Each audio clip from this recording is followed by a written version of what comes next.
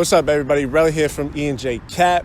Guys, today we're going to go over a story that is not taught about in history books or yet alone even known about.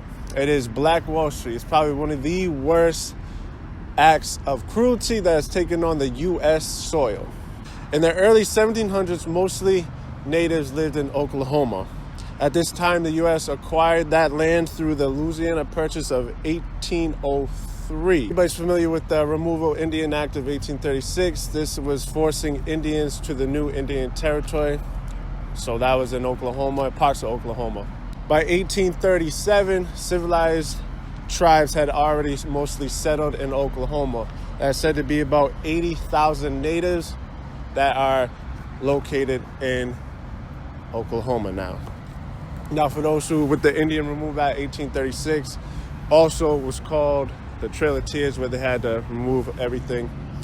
And if they didn't move, they were brutally forced to go relocate. So they got kicked off the homeland to new Indian territory. Over 4,000 Indians had died during that time through hunger, sickness, and change of weather and stuff like that. A few non-Indians already lived in Oklahoma.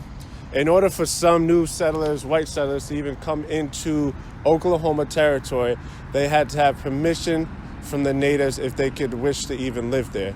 Some didn't take that serious, and they tried going without permission, and they faced consequences. What brought the white settlers in 1870 was the mining boom and the land rush of 1889. Those were unassigned lands that were restricted to buy, that were now freely open to basically a first come, first serve, or the highest bidder. In some articles I read, it was actually put up for the lottery at some point. 1889, there was about 50,000 settlers that came in that first year for the mining boom. A majority of the people seen economic growth, mining, and the oil that was discovered in Oklahoma at the time. Oil was actually discovered by accident in 1859. They used to use a drilling well to get salt, but they discovered oil in that well. In 1907, roughly 1.4 million people had located in Oklahoma itself.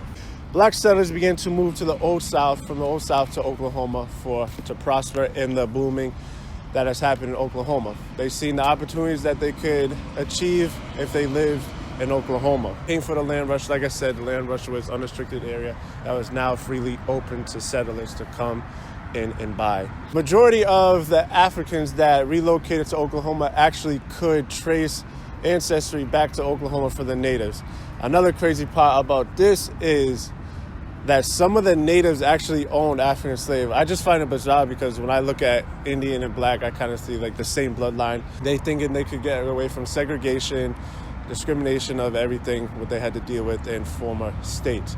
Little did they know that Jim Crow laws came in play in Oklahoma, where it segregated blacks and whites in two different areas. People actually came to Oklahoma from wagons, trains, horses, and some even walked. Some were actually war vets too as well. When they discovered the boom, they wanted a better life, like I said, so they came to Oklahoma. So when Tulsa became a booming community, the white settlers referred to the black community as Little Africa. So you think it might not sound bad to you, but back in the day when they discriminate, so they could find any way to make you look bad. It's Greenwood community, okay? The success of this booming community brought Booker T. Washington over. He was an educator, author, and many more things. Fun little fact was he was actually the first black man to dine at the White House. So you can see how powerful a man he was to that community. The 108 black business owned at that time, which is a lot. And for some articles I read, it was 119, 108, or 300 black-owned businesses. There was theaters, grocery stores, libraries. There was even a church at some point, they said, as well. Greenwood was the most affluent black communities of that time, which just shows you when people stick together and flourish with one another, what they can accomplish together. Now, when they began the success of this Greenwood community, Booker T. Washington also called it Negro Street. Negro Street actually turned out to be Black Wall Street, something they don't teach us. So blacks moved here for economic growth. They wanted a piece of the profit. They seen the opportunities that existed here in Oklahoma, and instead of back home and what they're used to. That's brought over another rich black man. That's O.W. Gurley. He's a rich landowner. He actually came to Oklahoma to buy 40 acres of land that was only to be sold to African people, which brought another wealthy black man, J.B. Stratford. He was another important man who believed blacks had a better chance with each other if they pulled all the resources together. And actually, in something I read, he actually wanted to try to make Oklahoma an all-black state. Unfortunately, that did not happen.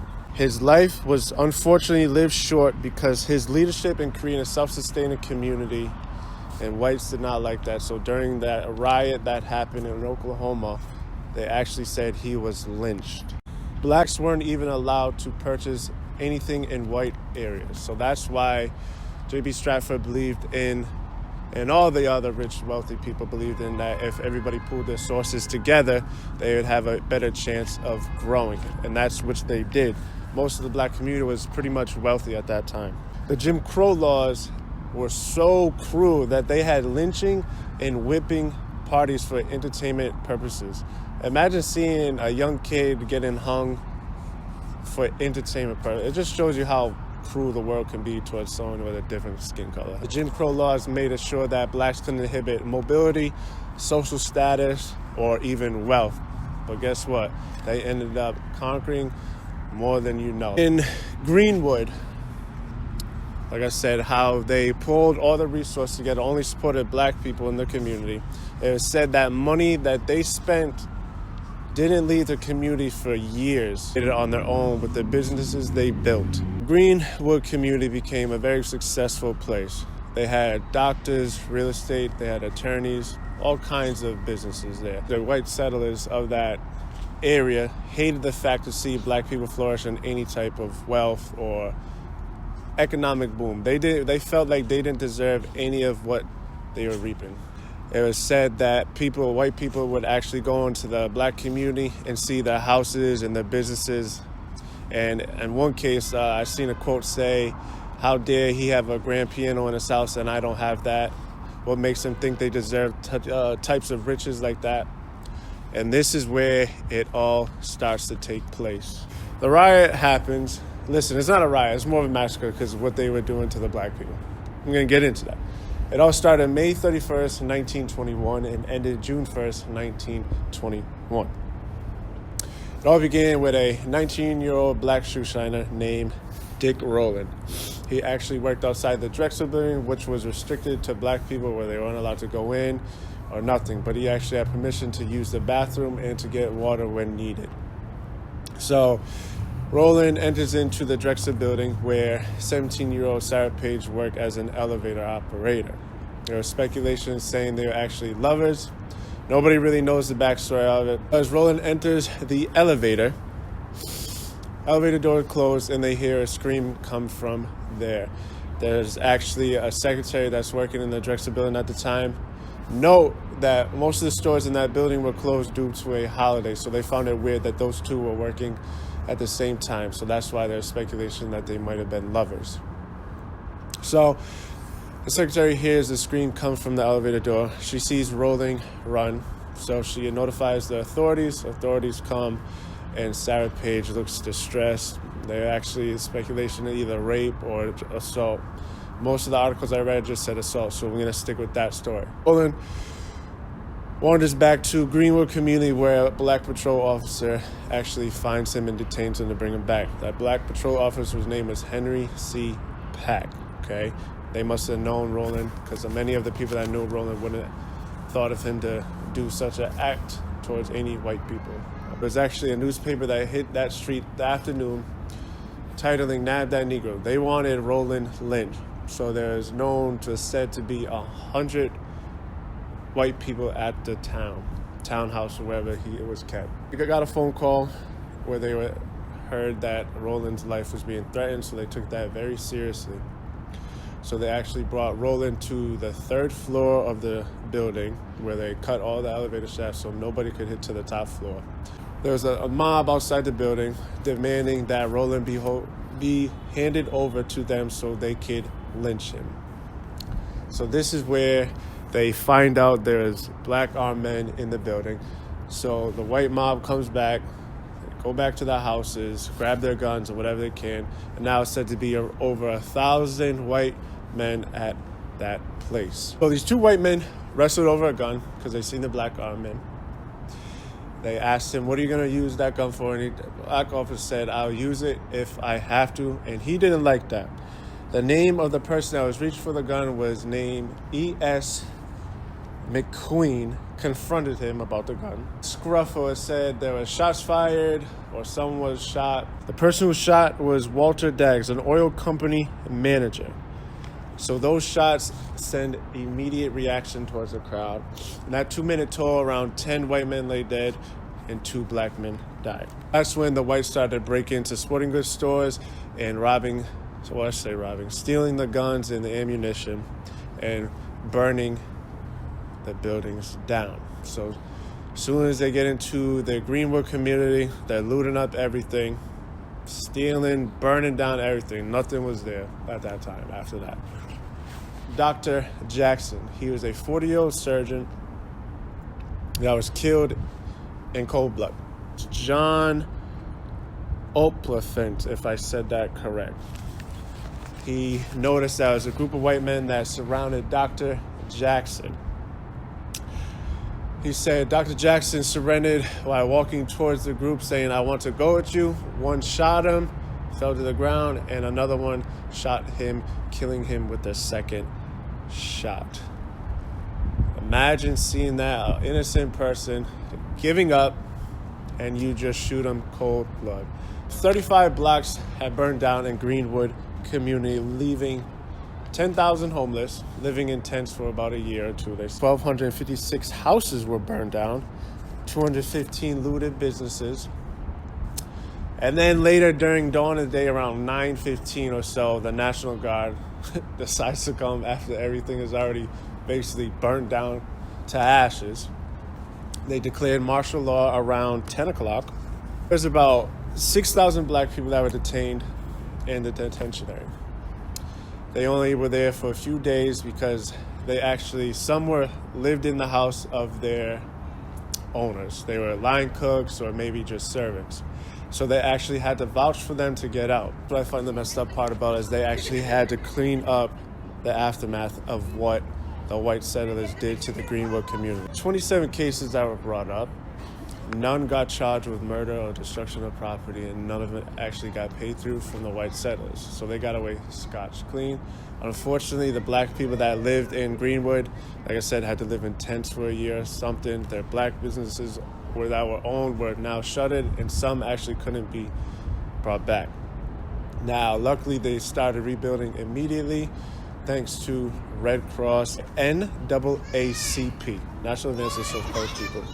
Really?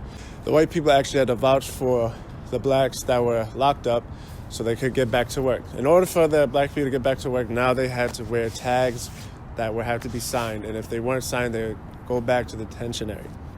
It was said that the white settlers considered black people lazy that were in the jail, thinking they were getting too much. They were spoiled. So they released them to the Red Cross, and that's when building happens immediately. Now, Greenwood actually did face another boom around 1925 to 1941. It lasted that long, and then had to change due to policies and law. Go figure, right? They actually think that this whole situation started from Roland, and it was actually staged for them to do anything just to get rid of the black community. So my question is, what do you think? Read the story. How do you feel about it? Listen, we want this story to get put on because not too many people know about it. I myself just learned about it this week, so it's something new to me. But like I said, this is actually I did a research on Google. What was the top 10 worst acts of cruelty? And this was ranked number 3. Story we want to push on Black Wall Street, just because today age we live in, I feel like racism is still a problem today we face. So listen, for all my black people, don't get discriminated. We can do things. You can do anything. Guys, I hope you appreciate this story we told. That's the video for today, guys. Make sure you like and subscribe to our channel. Roll out. Peace. So, What do you guys think? This is a questionnaire for everybody. Do you think there was speculation that they were lovers? Because the last part I missed out was they both fled Greenwood. Nobody knows what actually happened to them. And there was a letter written by Sarah Page to her attorney that asked for the charges to be dropped against Roland. Those charges were dropped in September, and the history of them both are unknown. So my question is, what do you think? Was this all staged? Could have been a little partnership between them two, or what? Do your research. Definitely read the link. Black Wall Street is definitely a story that should be in history books and something that is taught. So I hope you guys like this video. Make sure you like and subscribe, guys. Peace.